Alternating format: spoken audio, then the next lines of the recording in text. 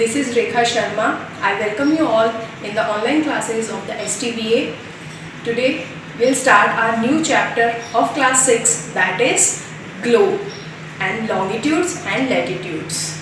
So in previous class you read about the solar system, the earth, the planets and asteroid, meteoroids, some many more celestial bodies. In this chapter we'll study our earth, how to study the earth we use, what kind of tools to study the earth we use, globe, maps, many more things. So here you can see a globe, that is a model of the earth. Why it is called the model of the earth? You can see it is look like a earth. Students, as you know, this globe is look like the earth, but there is little bit difference in the earth main shape and the globe shape. So the difference is the earth is flattened at the top side, both the north pole and the south pole, as you can see in this picture, and slightly bulging at the middle. The shape you can imagine in the picture that is given, this is the correct shape of the earth. So now you can see the picture of the globe, or you can get an idea about the globe.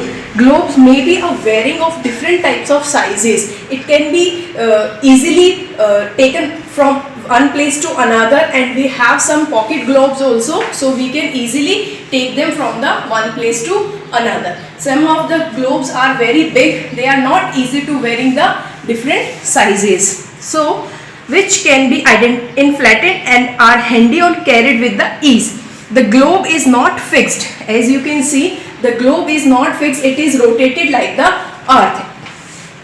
It can be rotated the same way as the top spin or a potter's wheel is rotated. On the globe, countries, continents and ocean are shown in their correct size. As you can see in this picture, the correct shape of size of the countries given on the globe. So dear students, it is difficult to describe the location of a point on a sphere like the earth. It is easy to find the states and continents, some oceans on the globe, but it is very difficult to find a particular point of a place. Now the question arises as how to locate a place on a globe. So we need certain points of reference and lines to find out the location of a place. As you can see in this picture is given the some point which is showing the Washington DC, that is north latitude 39 degree. We'll talk about more on these latitudes and longitudes later. So you will notice that a needle is fixed through the globe in a tilted manner. Students, as you can see the picture, the one point or a needle passes through from the globe. This is an imaginary line we can see in the globe, but it is not exactly mentioned in the earth. It is a imaginary line that rotates the earth on its axis. The 2 points that you can see, the first is the north pole 90 degree north and the south pole 90 degree south. These are the imaginary axis of the 2 points, north side and the south side.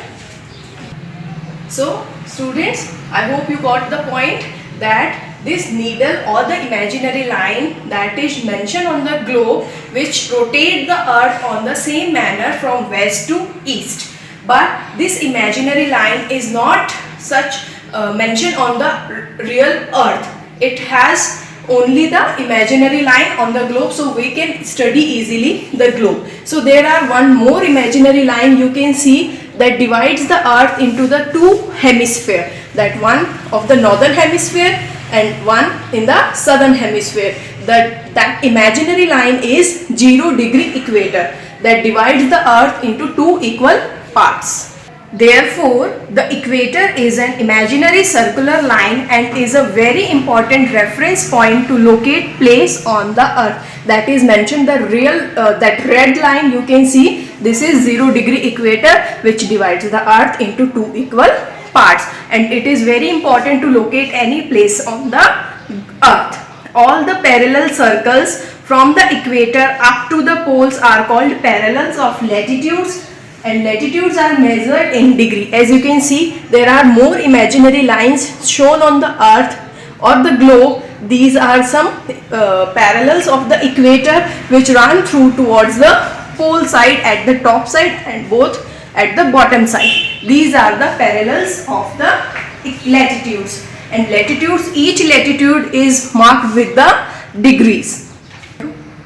The equator represents the 0 degree latitude, since the distance from the equator to either of the poles is 1/4 of the circle round the earth. It will measure of 360 degrees, that is equator is 0 from 90 degree to the north pole and 90 degree to the south pole. So both these are measured 360 degrees, that is 90 degree. Thus 90 degrees north latitude marks the north pole, that you can see in that it is mentioned here, the north pole at the top of the earth, that is 90 degree. And the 90 degree south latitude marks the south pole, that is at the bottom of the earth. As such, all parallels north of the equator are called north latitudes. Similarly, all parallels south of the equator are called south latitudes. Students, besides the 0 degree equator, there are 90 degree north pole, another parallel, and the 90 degree south pole. This is the another parallel of the latitude. But there are some more important latitudes also mentioned on the earth. So we'll talk about it.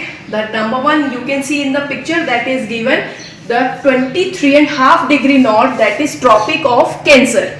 This imaginary line that runs from the earth in the north pole or northern hemisphere, that is Tropic of Cancer. It lies on the degrees 23.5 degree north, and in the southern hemisphere the same degree mentioned, the Tropic of Capricorn. This imaginary lines which has 23.5 degree south, that is in the southern hemisphere. After that you can see the 66.5 degree north pole, the Arctic circle is mentioned here, and the 66.5 degree south, the Antarctic circle is mentioned, the another important latitude.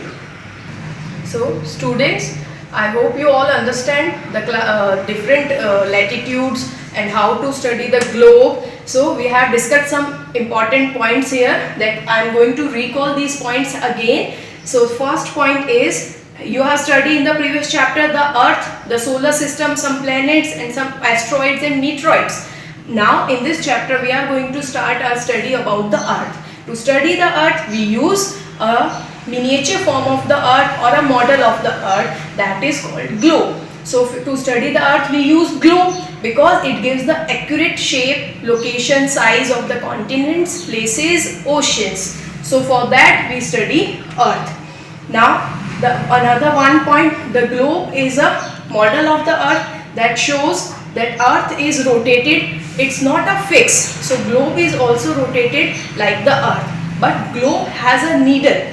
You can see in this picture, globe has a needle it helps to rotate it, but earth has such no needle on its, but it rotates its own axis. As you can see this picture, the earth is tilted on its axis and it's continuously rotating. When we study the globe is the shape is like a sphere, but our earth is little bit flattened at the top, both the north pole and the south pole. I hope you got this image. It is cleared your doubt, and slightly it is bulging and at the middle. As you can see in this picture, it is not a round or it is not a sphere, it is slightly bulging at the middle and it is flattened at the top side. As you can see, this is the real earth, but it is bulging at the middle side. After that we have discussed about some important latitudes, that is 0 degree latitude, that is called equator. It divides the earth into two equal halves, or we can say it divides the earth into two hemispheres.